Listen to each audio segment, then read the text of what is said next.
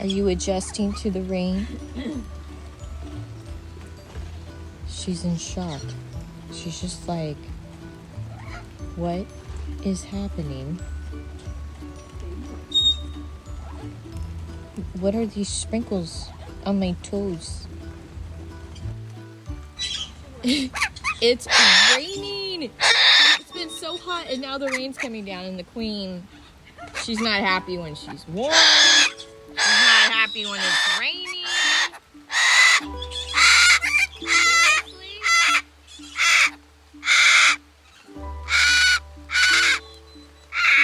Seriously? It's like a shower.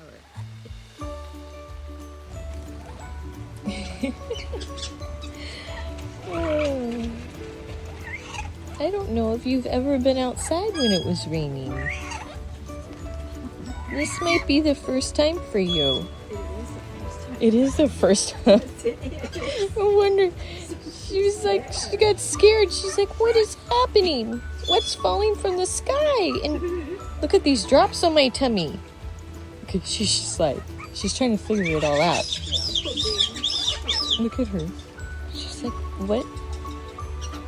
What is happening, Mom? And she's looking at Grandma like, why is Mom making me be out here?